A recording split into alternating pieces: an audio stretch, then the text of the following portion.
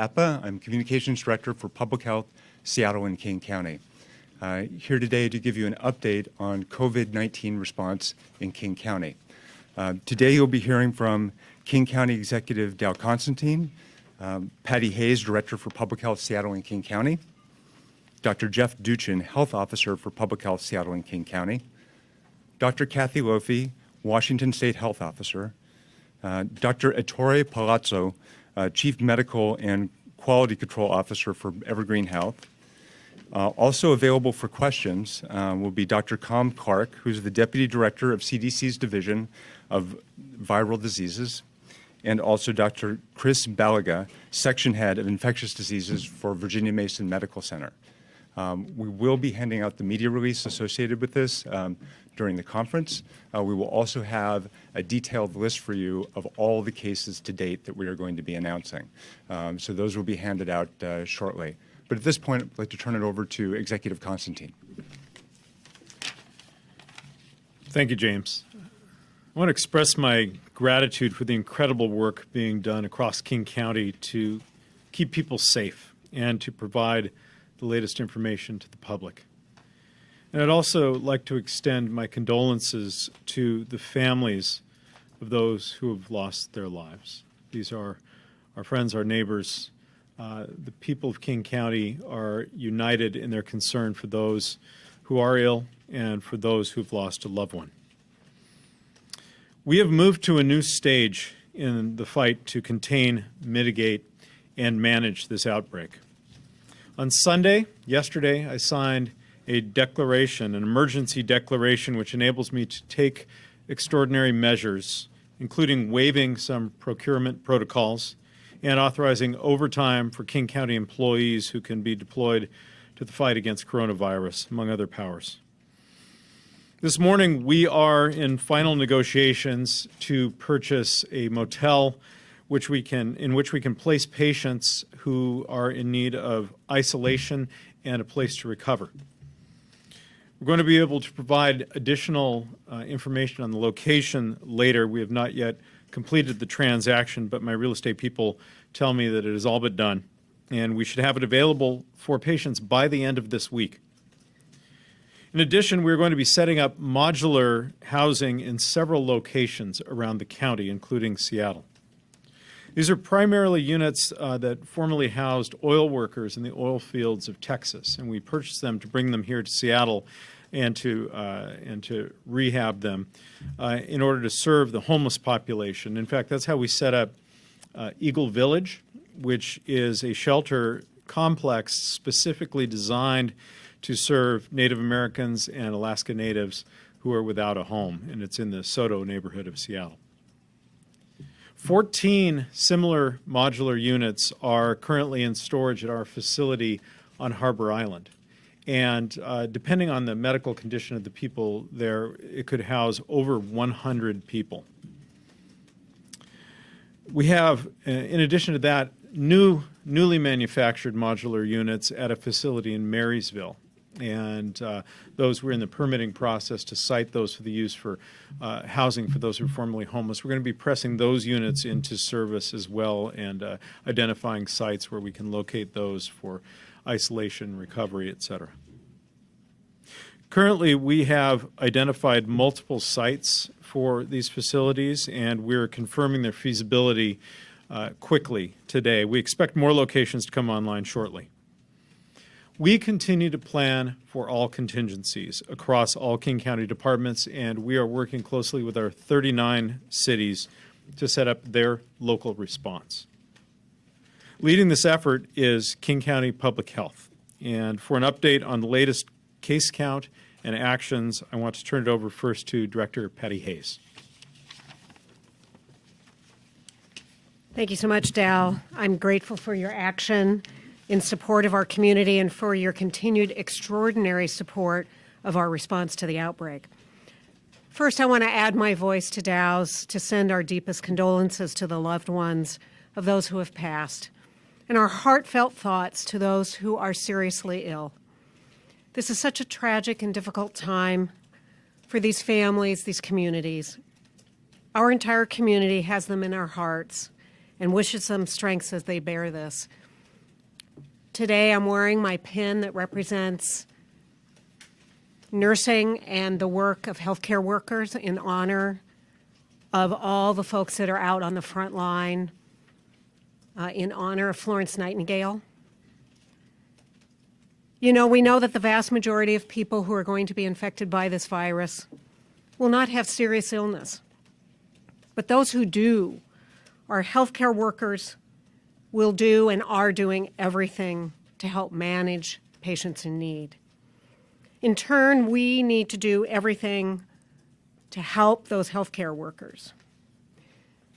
I'm asking the public to do things like saving masks for our healthcare workers. I know there's been an incredible run on the sale of masks. We need assets for our healthcare frontline workers and also for those who may be needing them and are not feeling well, so they want to protect themselves, or those who culturally use them. Masks are not generally recommended for healthy people to prevent infection, but they're so important for these other uses that I've mentioned. We face this challenge now, but I want you to know that I feel we have the best people in the world here in King County to respond to it, including a great team for the Centers for Disease Control that arrived, and we have another team coming this afternoon. We will get through this by staying informed and united. And as you'll hear, there are things that every one of us can do to control and reduce the impact of the disease in our community. With new information now, I want to turn this over to Dr. Jeff Duchin to give you that latest information and what we're doing right now. Jeff?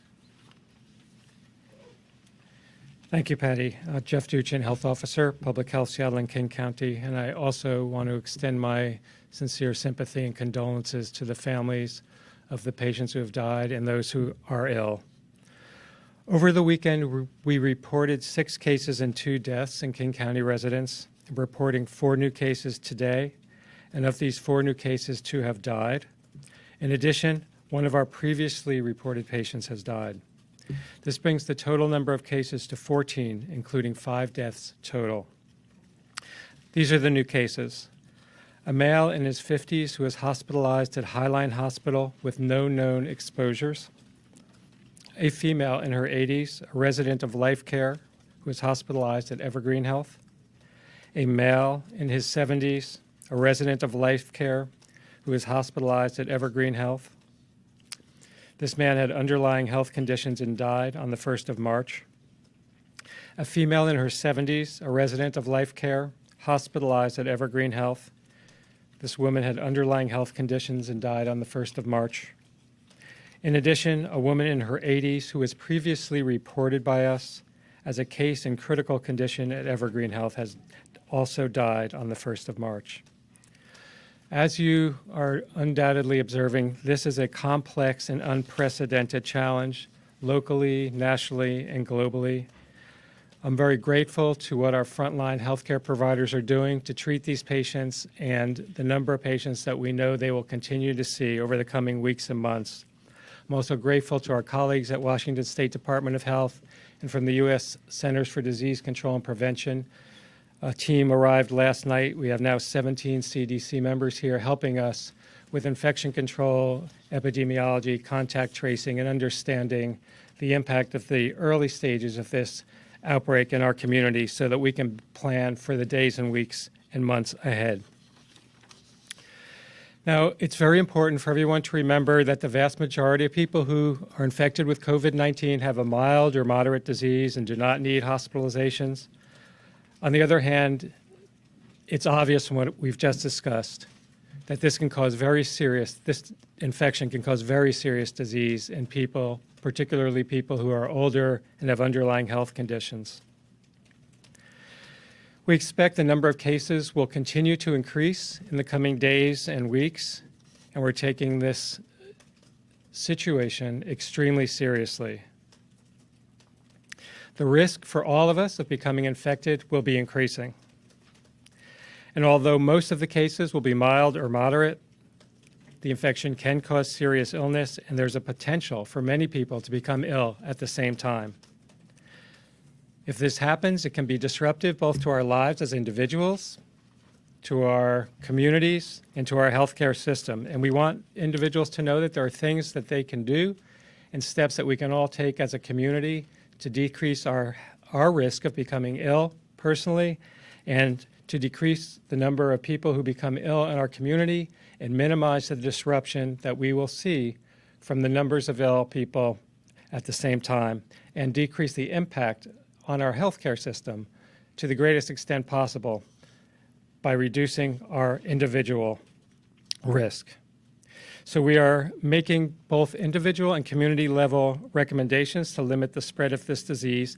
And our community level recommendations are very similar to what we recommend for influenza. We'll talk a little bit more about that. So again, the most important steps that individuals can take to improve their health and decrease their risk of getting sick currently are basic hand hygiene. Wash your hands frequently. More hand washing, less face touching. Avoid contact with ill persons. And if you yourself are ill, please don't go to work or school until you're well. It's really a good idea at this point, at this time, for everyone to be familiar with what pandemic preparedness is.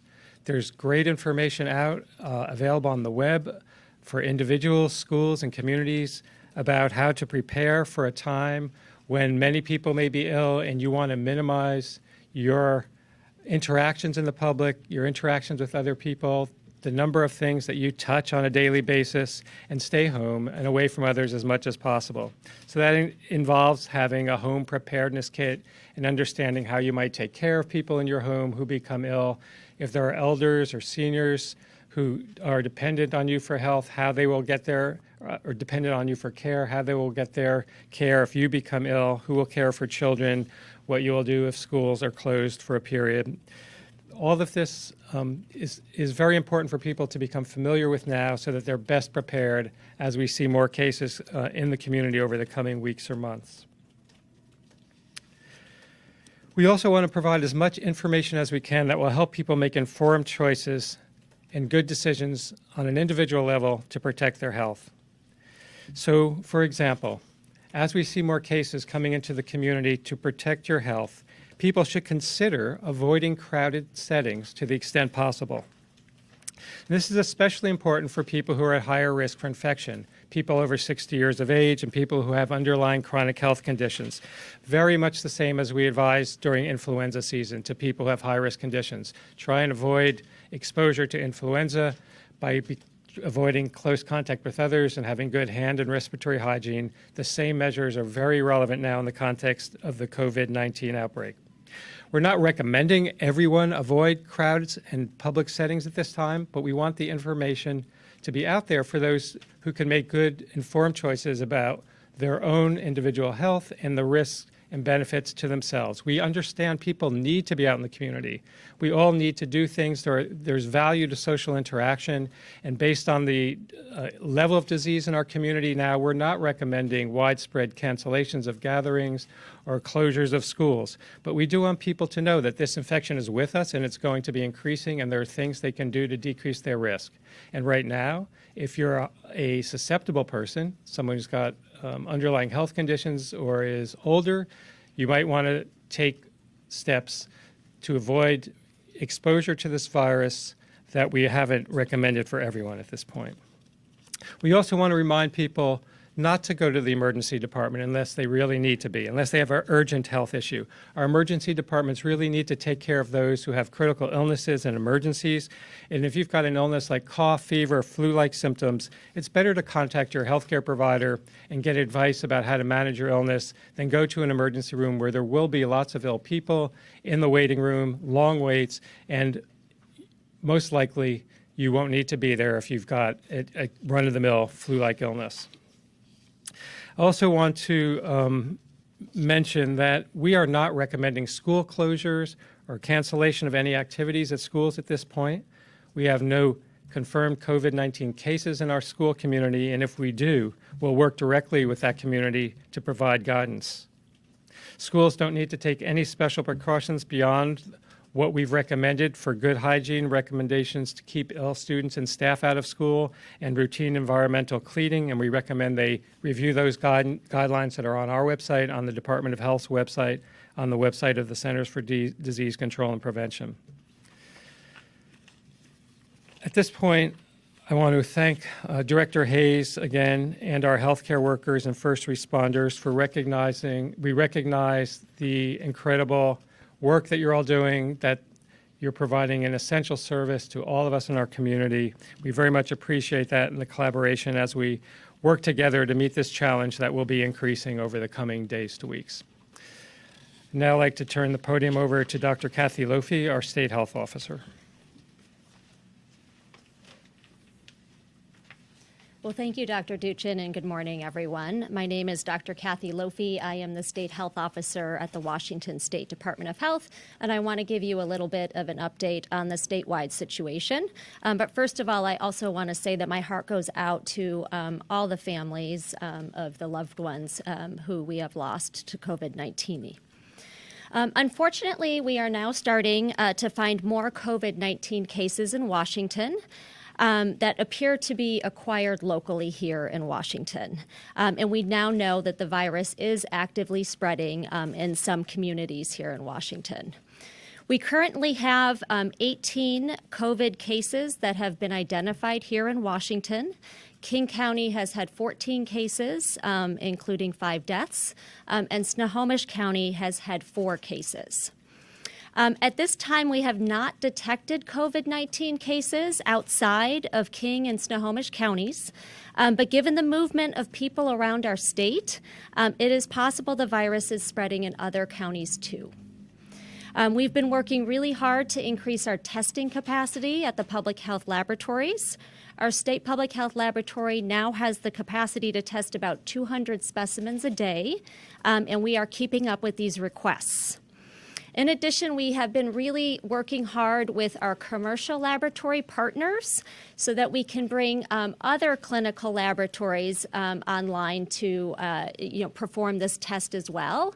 And I'm happy to announce that the University of Washington is going to start testing for COVID-19 either today or tomorrow. And that will add tremendous capacity for testing here in our state.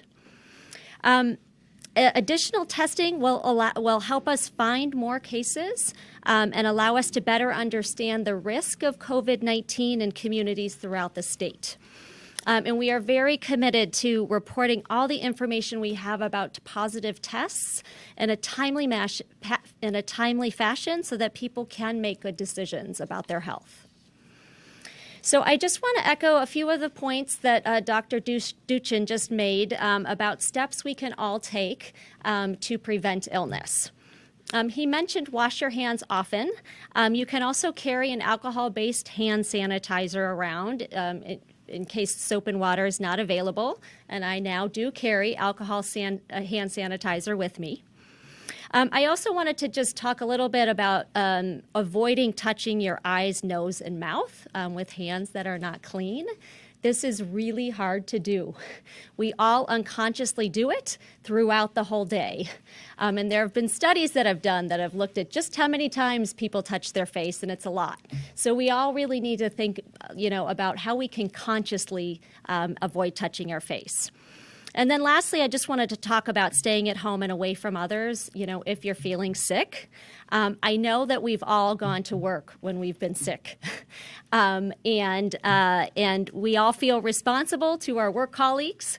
And we want to be a committed member of our work team. And some people, it may be very difficult to take time away from work. But we need to do all we can to protect each other at this time.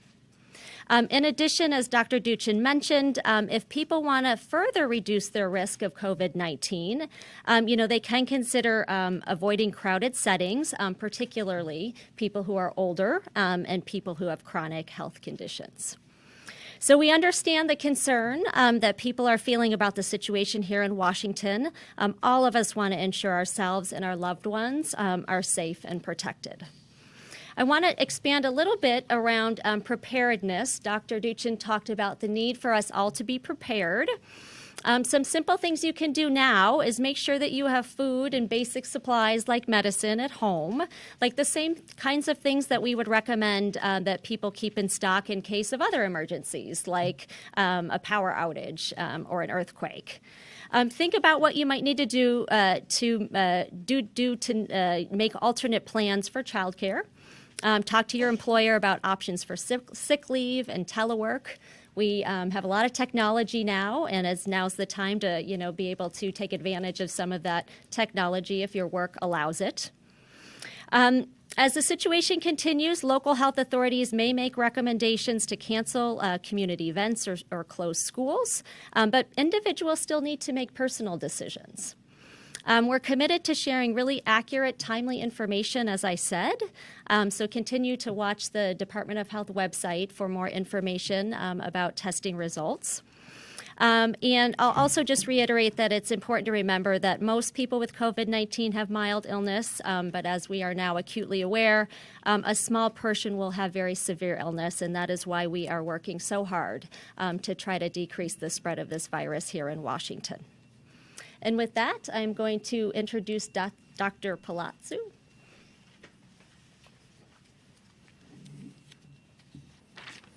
Thank you, Dr. Lofi. I am Tori Palazzo, the Chief Medical and Quality Officer at Evergreen Health in Kirkland. A lot has happened in the last 72 hours since we learned of our first positive case of COVID-19. Before going any further, I first want to simply say that the organization is extremely grateful for the outreach and support that we have received from not just the local communities, but across the nation. And it is quite humbling for myself and the entire staff at Evergreen Health to receive that support. I also want to thank the Washington State Department of Health, our colleagues here at King County, Seattle Public Health for all the support, and of course the CDC as they help us and guide us on this journey. We started our testing protocol and identification of COVID-19 last week following the CDC guideline changes at that time. When we were alerted of our cases, we went ahead and followed those recommendations, and those patients went into appropriate precautions and appropriate monitoring, and all care providers working with them following the appropriate precautions as well. We now, at this time, have 10 confirmed cases of COVID-19 at Evergreen. Despite our best efforts, 6 of those cases have died, and our condolences go out to the patients' families in this time. You said 6. I did, and so I'll note that one of our patients is a Snohomish County resident as well. So we have, as I understand it, and my colleagues will help correct me if I'm incorrect, this is the data that we have, that 5 of our cases that had died are King County residents. We do have one that is a Snohomish County resident. There's 6 deaths in all in the state. Is that correct? As of this morning at Evergreen Health, we have 6 deaths with positive coronavirus. Maybe after Dr. Palazzo is finished, Dr. Lofi can clarify the state numbers. Please. Very good. So at this time, along with our current confirmed cases, we have approximately 29 cases that are pending investigation total, and we are waiting for those results, and those patients are in appropriate precautions, and staff caring for those patients are following all the appropriate CDC precautions there.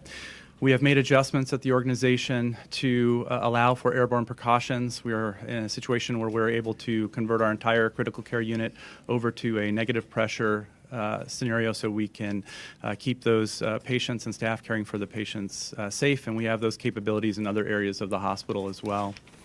At this time, our staff are making adjustments to care for the patients, and that is going as well as can be expected at this time.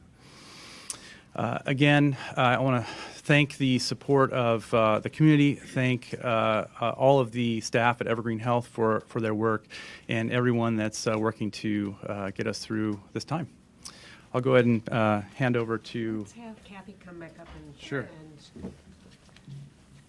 Yeah, so 6 should be the correct number. We were at the department aware of the 5 deaths from King County. We had not received the report about the Snohomish County patient just yet, so everything gets kind of reported up the chain. So, yep, apologize for that. And all those deaths have been at Evergreen? Is that correct? We have had 6 deaths at Evergreen. How many of them come from that life care center? So do you want to help Jeff? Yeah.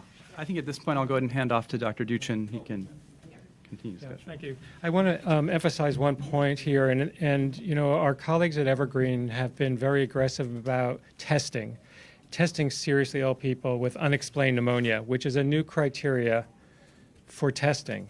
And we're now identifying patients that weren't able to have been tested before. So I don't want you to get the impression that, you know, there's these cases are necessarily occurring right now. They're being tested right now. So they have probably been occurring for a while. And as you know, we haven't had the ability to test for mild cases until this week, basically, with this new lab capacity that's coming online at the University of Washington. So you should understand that there are likely many mild cases in the community that we're not aware of. The cases that our healthcare system colleagues like Evergreen Health are finding are those tip of the iceberg patients that are hospitalized with severe illness. So it's important to understand that the vast majority of these cases that are mild are going undetected. But the other thing I think it's important to understand is that what you just heard illustrates the challenge of this disease. This is like a severe influenza. It drives many people into hospitals. It causes many of us to feel sick and stay home, many more than go to hospitals. But as you can imagine, the public health system and the clinical healthcare delivery system do not have the capacity to track down every case of influenza in the community. And we're going to be probably, my guess, seeing more cases of coronavirus than we see of influenza over the coming weeks to months. So at some point, we're going to be shifting our approach from counting every case to focusing on outbreaks, perhaps cases that occur in hospitals, and we won't be able to do the kind of individual case follow-up and case management that we're doing early on during this so-called containment phase of the epidemic. And we are still trying to contain to the greatest extent possible. But at the same time, we're pivoting towards a more community-based approach, very similar to what we use for influenza epidemics, where we give people and schools and businesses good advice on how to protect themselves, how to minimize illness in their students, staff, how to minimize risk at work. And we understand that people still need to carry on with their lives, just like we do during influenza season. So we give people good advice on how they can reduce their risk, how they can manage if they do get sick. But it will be very important for everyone to understand that we're going to see a lot of sick people. And we're going to have a tremendous challenge on our healthcare system. And we're not going to be continuing to try and focus on every case, and that case's contacts. We'll give people good advice on what to do when they're sick, how to prevent illness from spreading. But again, it's not going to be that individual case follow-up. Just I wanted you to understand that's where we're headed. Dow, did you want to make additional comments? No, I'm just going to ask for questions. So, Jeff, stay close. We're going to open it for questions. I just want to make note of a couple things. I wanted to thank Councilmember Reagan Dunn for being here in support today. I've received your strong messages of support and solidarity in our efforts, and I appreciate it. I also received a call from Senator Patty Murray this morning expressing her support, seeking information about how she can further help. And she is busy fighting to ensure that federal funding includes funding for local agencies and this local response, as well as that money directed by the federal government is able to go to hotspots around the country. She's very much in tune with this and very personally engaged, as she's from communities nearby here originally and has family members across many of the areas affected. I'm going to ask if you have questions to direct them to the right person here, and then we're going to have some follow-up about the items I talked about, additional capacity for people to be isolated, et cetera. James? Yes. Before we go to questions, we're now going to hand out the release and the individual, with the list of the individual cases. So we can answer your questions around that. Dr. Duchin, is there a commonality here in terms of underlying conditions? I understand you have privacy, you have a number of tests. Can you talk about the kinds of underlying conditions? in general terms, I can. I mean, again, this is a very small number of people we're dealing with, 14, so it's hard to generalize, but I can say that, people who have chronic lung disease, chronic cardiac disease, diabetes, the same types of chronic conditions to a great extent that we worry about with influenza seem to be an increased risk for this disease. Now, again, this disease wasn't even known to us 2 months ago. So we're still learning a lot about specific risk factors for disease, spectrum of disease, how severe it really is, how many people get seriously ill, how many have mild illness. So it's apparent from what's been reported from China and from what we're seeing here locally that the patients who are having serious illness are those who are either very old with weakened immune systems due to age or have underlying chronic diseases. But there's too few patients to say specifically whether one underlying condition is more of a risk factor than another at this point. Can you say whether we have capacity with our ICUs in the area to handle an influx of lots of very sick patients? Are we going to bring in more equipment, ventilators? Yes, so excellent question. This disease will pose a significant challenge to the healthcare delivery system across the country and across the world.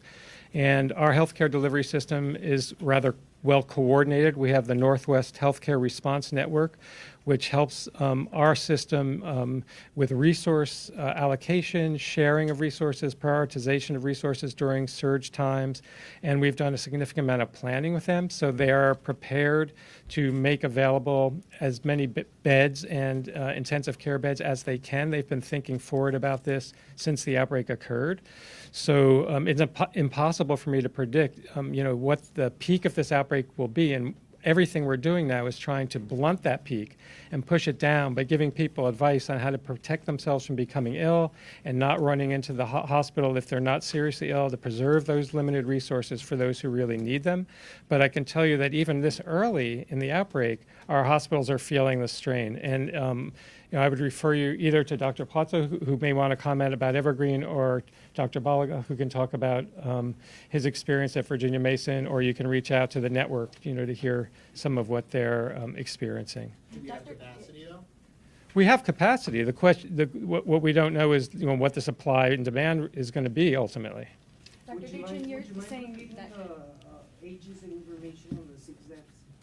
I'm sorry, I don't. Please, What's the question? More information on the people who have died. Could you repeat that one more time? Okay. I have, James, the handout has information The on. handout doesn't have information on it. Yes. handout going around that has Yeah. all of the information about the cases. It's missing some dates of death. And we wanted to ask if the folks who have died, how many are linked exactly to the, to the life? I have 2. Yeah. So as you know, we have an outbreak at the long-term care facility, Life Care in Kirkland. And I just want to acknowledge the incredible work that organization and their frontline healthcare workers are doing to both keep those residents safe, but also keep their healthcare workers safe. We've had staff on the ground with them. We have our CDC colleagues working with them to make sure they've got the best infection control guidance and are taking all the recommendations that we can possibly provide to keep their staff and their patients healthy. And we really appreciate their dedication. They're working very hard and very long hours, and we know it's stressful for them. So of the 14 cases that we're reporting, 8 have been linked to Life Care. And of the 5 deaths that we've reported, 4 have been linked to Life Care. And the other 2, do we know the sources or links? There's one additional death that was unrelated to Life Care. Dr. Duchin, Executive Constantine mentioned modular housing for homeless populations. Is there a stage 2 plan for if more individuals who are homeless become infected? What happens after those 100 or so? Yeah, clearly we're very concerned about, many of us can shelter in place. We can go home. We can even work remotely. That is not an option for people who are unhoused. The challenge is making sure that people who become infected aren't in shelter and causing infection to others, and that they have a safe place to be in isolation or quarantine or recovery. We are standing up capacity, which we believe will be sufficient in the short term, but we're going to continue to push to create capacity because, one, we want to make sure those who don't have housing have an appropriate place to be. And two, we want to make sure that hospital capacity is not being taken for people who need only to be in isolation or to be in recovery. We need the hospital capacity for people who need treatment now. And so our facilities division is working very hard to site as many appropriate units as possible, and we're going to continue to push that real estate effort. Executive Constantine, when it comes to those homeless camps, you know, there were outbreaks of things like hepatitis that was reported in April. We have different people with the flu and things like that. Why is there now a sudden concern for the population when it comes to the coronavirus? Each of those epidemics or those outbreaks is obviously a concern. The coronavirus is, you know, novel by name. It's different. We don't know the shape of it yet, the way in which it spreads, or the seriousness in terms of who will be affected and how badly they will be affected. So our public health folks can talk about the similarities and the differences between those different diseases, but I think that we are all recognizing that in the case of a global pandemic where very little is known, where no one has natural immunity, where there is no immunization and there's no specific known treatment, we need to take it most seriously and to take extraordinary measures, including moving resources quickly from other areas in order to provide the ability to isolate people and give them the opportunity to recover without infecting others. Dr. Duchin, there's a question about testing. You had brought up testing a couple of times, sure, and how that changed with the CDC mandate. So, not mandate. They produce guidelines. So those guidelines, what changed in King County? I mean, are we talking about now, put it in layman's terms, are we talking about now that the numbers are going up because the testing is better? What happened prior to that change in CDC guidelines? So let me give you the history on the testing situation. When testing first became available, it was limited, and it still is limited to some degree. And because of that, we had to prioritize who we could test with our limited resources. So we were, the guidance was, and we followed, to test patients who had the most serious illnesses, the hospitalized patients, because we thought it was, and we still think, it's most important to identify patients who are critically ill and don't have another explanation, and those who have a risk factor for having novel coronavirus disease. So someone who had a link to a known case or travel to an area where an outbreak was occurring. But as more testing capacity becomes available, we can test more people who are, and that means people who are not critically ill. So people who might be in the community who aren't sick enough to require hospitalization. And as we begin to test, so we had this surge in patients recognized last week as we started to test, we found out that in fact, this virus has been in our community, obviously, and it's made people sick, and we are now recognizing that because we're looking for it. And the more we look for it, the more we're going to find it, and we're mostly going to find it when we have the ability in people who are not very sick and people who have mild flu-like illnesses. And so as the University of Washington and as commercial laboratories start making this test more widely available, we'll see it being used just the way we see influenza testing being used, that someone goes into the doctor with a cough or a cold, gets tested on the premises, doesn't need to be admitted to a hospital like you did initially for this COVID-19 disease, and can get a result. And this disease will need to be managed much like we manage a seasonal influenza. Many people will have it. Most people will not be seriously ill, but we want to do two things. We want to protect those who are most at risk for becoming seriously ill, and we want to prevent many people, as many as we can, from becoming sick at the same time. So these social distancing measures, keeping people as far apart as is practical, acknowledging that we still have to go on with our lives and our community, but to the extent that we can limit our interactions, we will be decreasing our risk of getting sick and decreasing the number of people that need to see healthcare providers and enter our hospitals until this epidemic passes. So as we test more, we will see more. Some of that is due to cases that were already here but not recognized, and some of that will be due to new transmissions that are occurring in the future. So Dr. Duchin, what are you looking for that will make you say, now is the time that we're going to cancel public events? What sort of level of cases over what period of time? Yeah, that is an area of active discussion nationally now, the so-called triggers for doing the community mitigation guidance. We certainly are beginning to think very hard about that this week because we have, these recognized cases in the healthcare facilities, and we believe that there are cases in the community. So we're going to be looking at our measures. We'll be looking for the extent of community transmission, the evidence that we have for the extent of community transmission, not, for example, focused on one facility, but in multiple spaces, multiple locations in the community. And then a key issue, again, is severity of disease. Right now, people may be getting the impression this is a disease that makes everybody seriously ill. That's just the opposite of what it actually does. It makes most people mildly ill, moderately perhaps, and just the tip of the iceberg, but the ones that we're happen to be looking for currently are seriously ill. So we want to get a good sense of how severe this illness is, and particularly we'd like to learn as much as we can about the role of young people in either spreading this infection or getting sick themselves, so we can think about the school issue, school closures and dismissals. As you know, a lot of the community mitigation guidance is disruptive. I mean, we should be prepared for disruption in the community if we tell people not to go to work, not to go to school. And so we have to really carefully weigh the risks and benefits. There are so many unknowns in this outbreak right now. We don't know exactly when's the right time to implement it. We don't know exactly how long do we need to keep schools closed or tell people they can't go to work. The idea is to lessen the impact. We know we can't prevent the outbreak.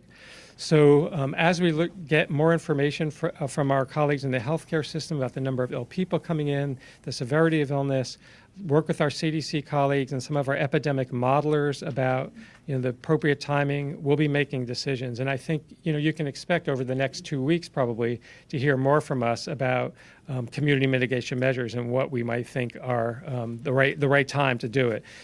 As I said, we can't expect people to go for months and months without school and without being able to go to work or telecommute necessarily. So we want to make sure that what we do is reasonable, that it's something that's acceptable to the public, that they feel like it's worth it to keep our community healthy, and that the timing and the duration are right. And all of this in the face of tremendous uncertainty, about the benefits of doing anything at a specific time or a specific duration. So we're going to be making judgments based on the values of our community and our leadership, and knowing that the benefit and the risks are all really not clear at this point. Okay, so we need to get Dr. Duchin and our responders back as soon as possible to their work. We'll take 3 more questions. So, can somebody speak to, there's a lot of parents out there that are pushing for school closures who are worried. Can someone say something to them? So we are indeed getting a lot of calls from both schools and from parents. The team upstairs has been individually working with superintendents. The schools, of course, out of an abundance of caution, have the right, the authority to close if they want to clean it. We've had a number of examples of that.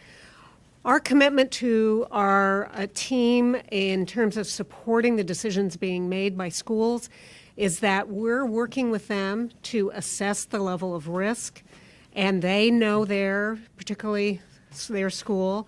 As you heard, we don't have an outbreak linked yet, and as Dr. Duchin said, when that occurs, of course, things will pivot, our message will pivot, we will deploy more attention to that school and those parents, et cetera. So we're standing up a call center today, and that number will be made available, and we really believe that that's an important link for that as we make sure that as superintendents have questions, as school teachers who have had students in areas, or as, say, a healthcare worker program from one of the local technical colleges has had students, that we're able to give them the best advice on when do they need to, if they had students in a facility, when do they need to do something.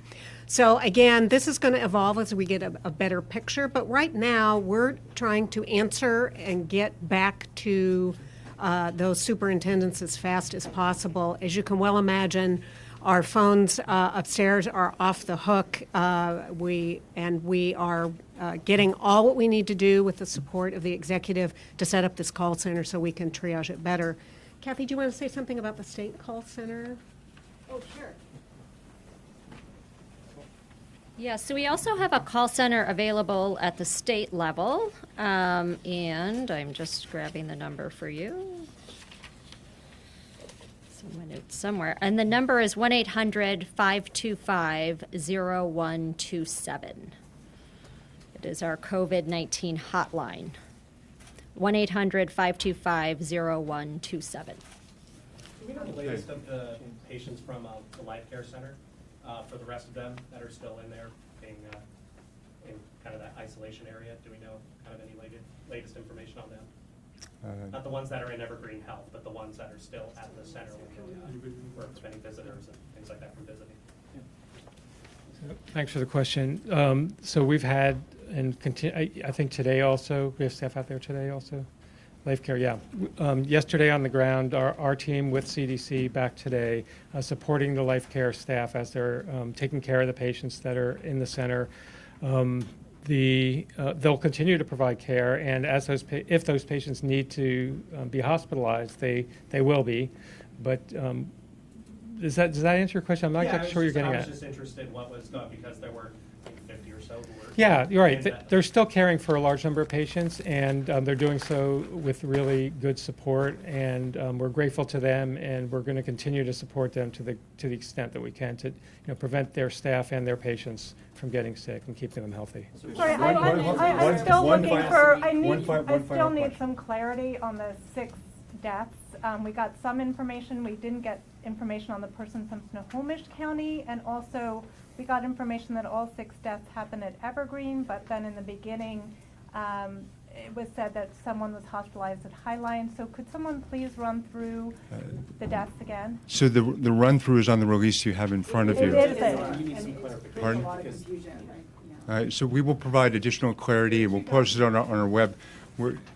I appreciate everyone's interest in this information. We are getting the information very quickly in real time as well. 14 cases in Washington, right? And 8 of those cases have been linked to Life Care, including 4 of the 6 deaths, right? So I'm going to refer you back to the sheet, and that we will update our website with updated information as we receive it. So what we can provide you is the release right now with our information. Snohomish County can report their own cases individually, and we will have an update on our website with all the information. But the Snohomish County person died at Evergreen, is that correct? That was the 6th death? That is correct. Did they all die in Kirkland? They all died at Evergreen. Yes. Well, except for the one who died in Highline, that's not on, right? They're not dead? Right. They're not dead though. There's not a death at Highline.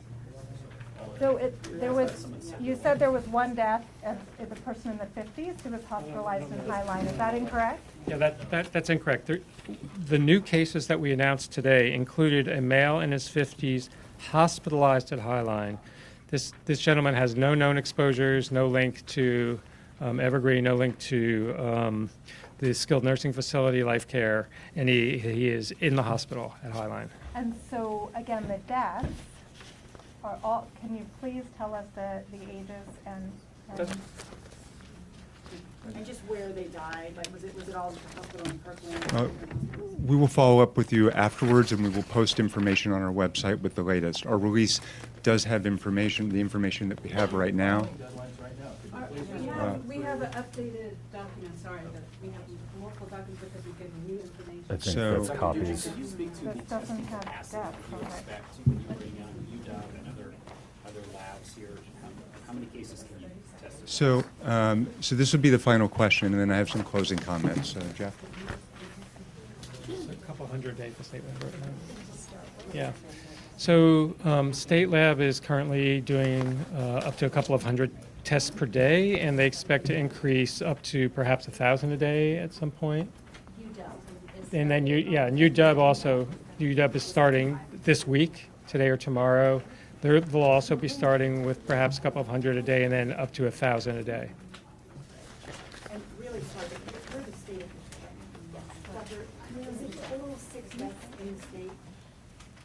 Yes, the information, I think what people need to understand is we have 3 runs coming off. So our laboratory is doing runs to test for this virus 3 times a day. So at several time points during the day, we're getting new results. So as you can imagine, this information is really changing by the hour.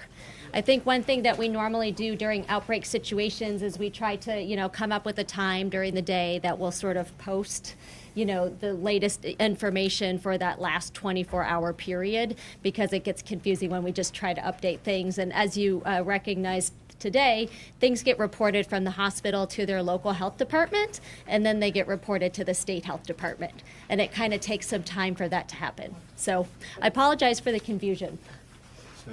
And I appreciate everyone's patience and understanding as we get this information in real time. We will work to get you the updated information as it comes out as soon as possible, because we know your deadlines and demands and appreciate your work. So thank you. So just some closing comments. We will be updating all of you on a regular basis. We do not have a next briefing scheduled for yet, but we will let you know when it does, and we will keep you updated as we learn about additional cases. So I thank you all for coming, and we will keep you informed.